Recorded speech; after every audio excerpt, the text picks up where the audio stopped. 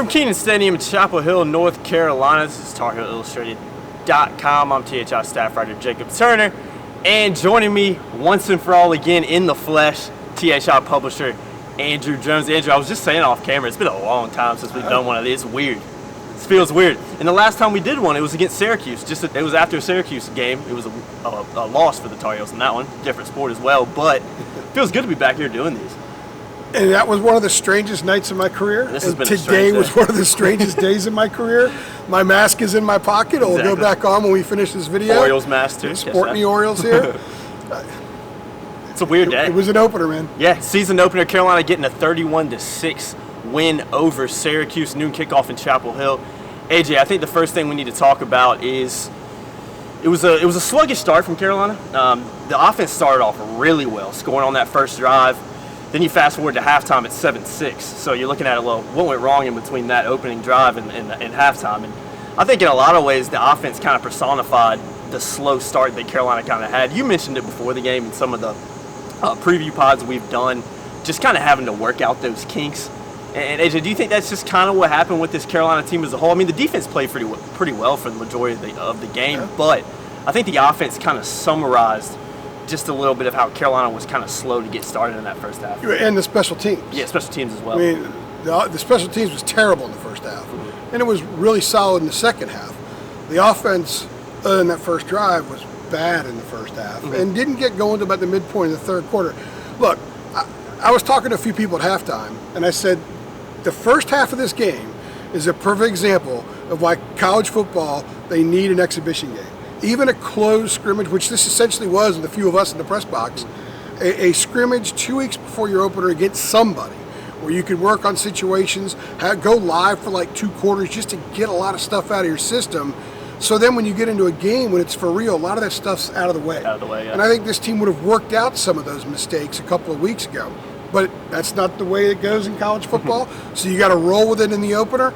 And they did. And I'll tell you what, the offense put them in some bad situations with some turnovers and special teams as well, with a fumbled punt. But the defense made it stand up. When we're going to get to the defense in a minute. But I'll tell you what, the offense got it going midway through the third quarter. Syracuse kicked a field goal. I think made that 7-6. Yeah, 7-6 at that And then point, Carolina scored in 4 straight possessions, a field goal and 3 touchdowns. And I don't know what the total yardage was, but all the drives were 68, 75 yards. It looked like the offense everybody on the planet thought we would see all year long. So they got going. Mac actually said after the game, Jacob, this is actually good for us. Yeah. It's good sometimes to have to work through some stuff and to see where some of your weaknesses are. They overcame them during the course of the game, but they know they still have them. They're on film. So tomorrow, when the team watches the film, 3 rushing touchdowns by Javonte Williams is nice. Some of the throws that Sam made was nice. But those mistakes and the sledging through stuff is what they're going to really focus on, because to be the team that they think they can be, they got to get rid of that stuff. So actually, not all bad that it worked out this way, because you play well and you know you can be really good, but you also know you have a lot to work on. That's my take from how the offense was today. And the special teams, same thing. They got a lot better in the second half.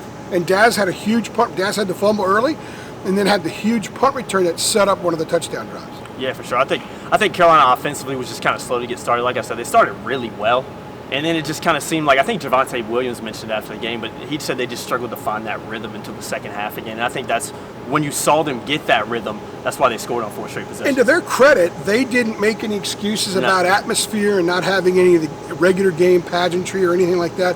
I actually tweeted out a video I shot when they ran out of the tunnel. Nobody in the stands, but they got the smoke coming up, the steam coming up, and they're running out. And they didn't even charge out that fast. It was almost like they started to run and stopped. Wait a minute, no one's here. Let's go back in and try this again. Let's wait for everybody to show up. Nobody did show up. Nobody can show up. They won't be here next week for Charlotte either. So again, so many unique things that they had to work through, and they did work through eventually. For sure. AJ, defensively, I think the defense was a big positive from today. Played really well. I think the main thing, not the main thing to focus on, but a really positive factor for Carolina after this game is how well that front line played. I think they finished with 7 sacks and 11 tackles for loss. I think it was Reva Hossack, Tamari Fox, and Tamon Fox, I want to say, had 4 of those 7. So really good performance from the defense as a whole. I thought the secondary looked really good as well, but I think it started up front with a defensive line that we've had a lot of question marks. It's something we've covered a lot this offseason. It's something Mack Brown's talked a lot about. The players have talked a lot about it. Jay Bateman's talked a lot about it. How good is this defensive line going to be? And I think what we saw from today, you can take a lot of positives about them and the defense as a whole. Well, the two big question marks about the defense coming in was the front line. Yep.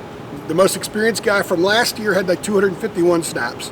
And then the pass rush. Would there be more of a pass rush? Well, the defensive line, when we said all along in those videos, all they have to do is be average. Yep. Just be average. Be average, a little bit better, and allow Bateman's defense in the back seven to do the things he wants them to do.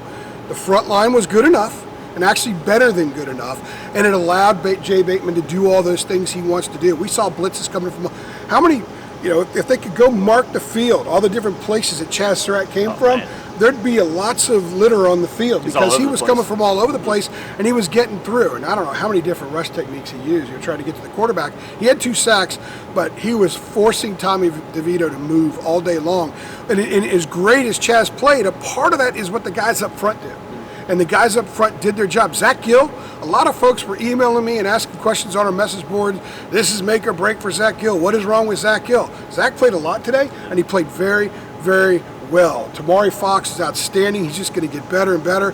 Vahasek is a monster in there.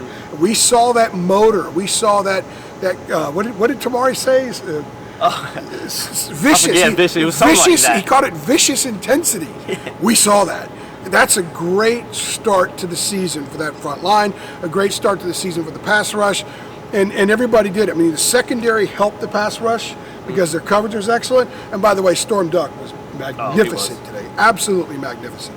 Yeah, we've got a lot. I know Jay Bateman's talked a lot about Storm Duck recently and said he was one of the best defensive players on the team, called him an NFL type guy, and I think we saw why today. AJ, looking forward a little bit, I should say. 1-0, North Carolina's 1-0. Carolina was supposed to beat Syracuse pretty handily. In the end, they ended up doing it. Max said in the press conference tomorrow, our attention focuses solely over to UNC Charlotte. But I think today, like you mentioned, it wasn't the greatest performance, particularly in that first half. But overall, I think there's a lot of positives to take away from what we saw from this Carolina team today.